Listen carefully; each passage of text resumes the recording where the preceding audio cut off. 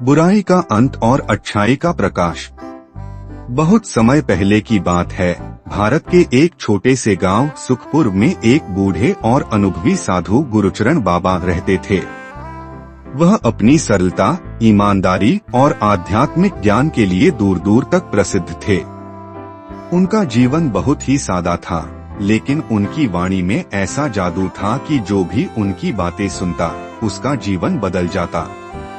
सुखपुर गांव में शांति और सौहार्द का माहौल था, लेकिन इस गांव के पास एक ऐसी समस्या थी जिसने सभी ग्रामीणों की नींद उड़ा रखी थी।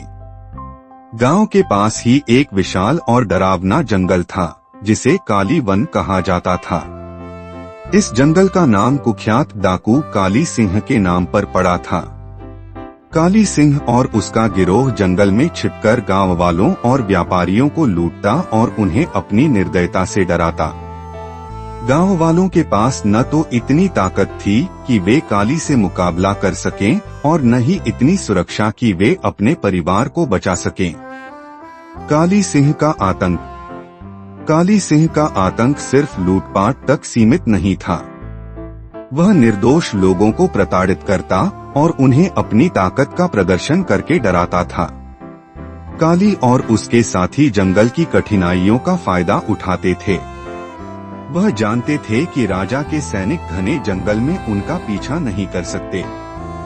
गांव वालों ने कई बार राजा से मदद मांगी, लेकिन हर बार सैनिक असफल रहे।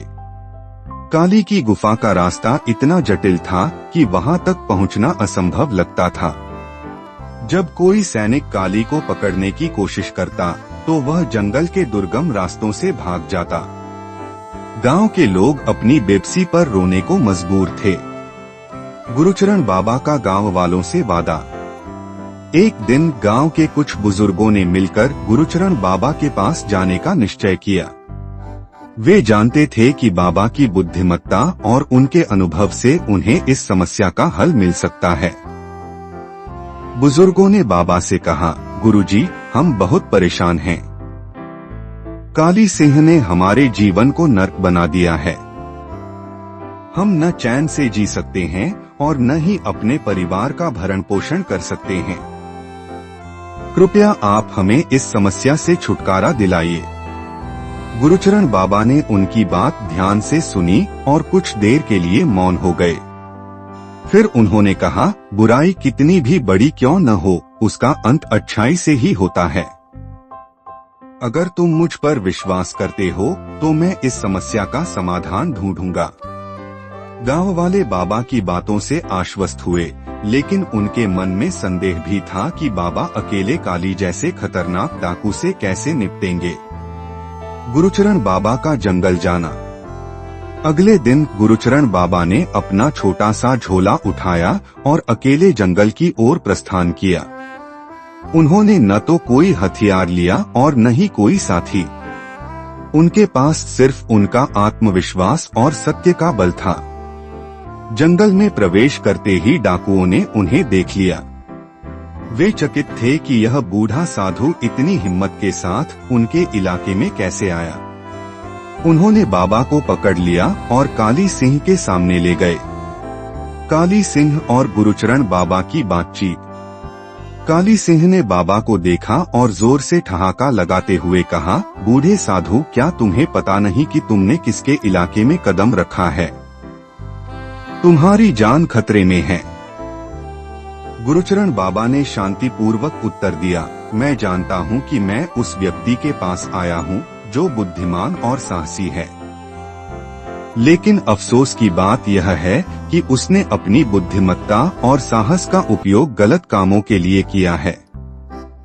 काली ने बाबा की बात सुनकर कहा, तुम्हें क्या चाहिए और तुम यहाँ क्यों आए हो? बाबा ने जवाब दिया, मैं तुम्हें यह बताने आया हूँ कि हर इंसान के भीतर अच्छाई होती है, लेकिन तुमने अपनी अच्छाई को बुराई के अंधकार में छिपा दिया है।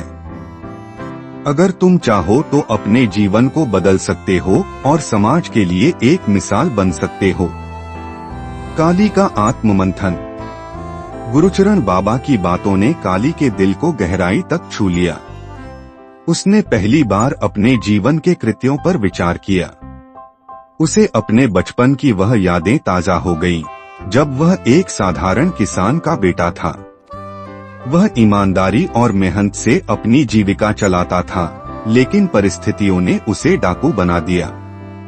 काली ने बाबा से कहा, क्या सच में मेरा जीवन बदल सकता है? क्या मैं अपने पापों का प्रायश्चित कर सकता हूँ? बाबा ने मुस्कुराते हुए कहा, हर इंसान को दूसरा मौका मिलता है। तुम्हें सिर्फ अपनी नीयत बदलनी होगी और ईमानदारी से प्रयास करना होगा। डाकुओं का हृदय परिवर्तन। काली ने उसी क्षण अपने डाकुओं को बुलाया और गुरुचरण बाबा के सामने अपने सारे हथियार रख दिए। उसने अपने साथियों को समझाया कि अब उनका जीवन बुराई के रास्ते पर नहीं चलेगा। काली और उसके साथियों ने गांव वालों से माफी मांगी। उन्होंने लूट का सारा धन गांव वालों को लौटा दिया और बाबा के मार्गदर्शन में एक नया जीवन शुरू किया। काली ने जंगल में एक आश्रम बनाया, जहां जरूरतमंदों को भोजन, शिक्षा और आश्रय दिया जाने लगा। गांव वालों का जीवन बदलना। गांव वाले गुरुचरण बाबा और काली सिंह के इस बदलाव को देखकर भावुक हो गए। उन्होंने काली को समाज के पुनर्निर्माण में मदद की।